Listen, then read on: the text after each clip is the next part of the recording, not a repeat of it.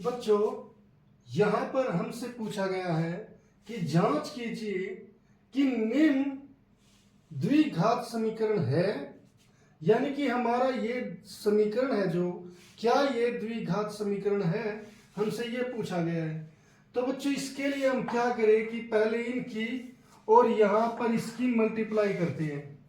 तो यहां पर जब मल्टीप्लाई करेंगे बच्चों, तो पहले इस 2x की मल्टीप्लाई इस x से, फिर इसकी 3 से।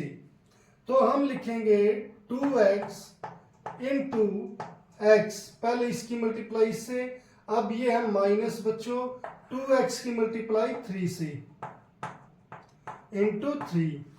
अब बच्चों यहां -1 है, इसकी मल्टीप्लाई पहले x से, फिर इसकी मल्टीप्लाई 3 से, मगर यहां पर माइनस इंटू प्लस क्या हो जाएगा, -1 इंटू एक्स, और माइनस इंटू माइनस क्या हो जाएगा, +1 इंटू 3। अब इक्वल टू बच्चों ये x की मल्टीप्लाई पहले x से, तो यहां पर x इंटू एक्स हो गया, फिर x की मल्टीप्लाई बच्चों 1 से, मगर यहां पर माइनस है, x इंटू 1। अब यहां पर +5 की मल्टीप्लाई x से, तो ये हो गया +5 है इंटू एक्स, और फिर यहां पर 5 की मल्टीप्लाई 1 से, मगर प्लस इंटू माइनस क्या हो जाएगा, -5 इंटू 1। तो इस तरीके से बच्चों हम यहां पर हमने ये मल्टीप्लाई कर दी। अब इनका आंसर ये हो जाएगा 2x² -6x, फिर ये -x, फिर +3 इक्वल टू ये हो गया x² -x +5x, और ये -5 हो गया। अब बच्चों हमें क्या करना है कि जो ये हमारी राइट हैंड साइड है, उस सारी चीजों को हम लेफ्ट हैंड साइड ले आते हैं। तो ये हो जाएगा 2x² -6x -x +3, ये प्लस है इधर -x², यहां पर ये माइनस है तो प्लस का x, ये प्लस है तो -5x, ये माइनस है तो ये +5 इक्वल टू 0।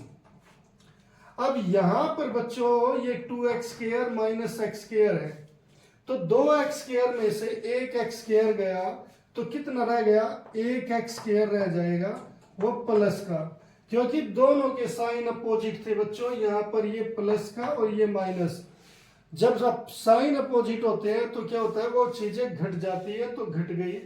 यहां पर ये माइनस है, ये माइनस है, तो ये बच्चों क्या हो जाएंगे, सेम साइन जुड़ जाएंगे, तो ये 7x आ गई।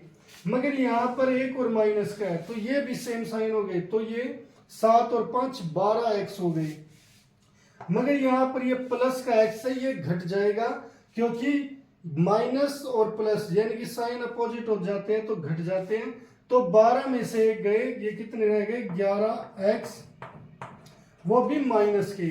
अब बच्चों यहां पर +3 है, ये +5 है, सेम साइन है तो जुड़ जाएंगे, ये हो जाएंगे +8 बराबर 0।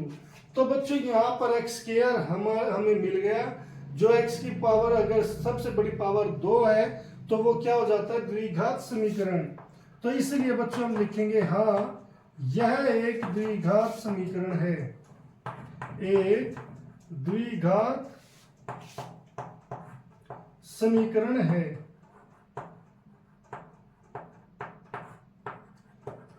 तो बच्चों इस तरीके से ये बहुत ही आसान क्वेश्चन था, जिसे हम ऐसे सोल्व कर सकते हैं।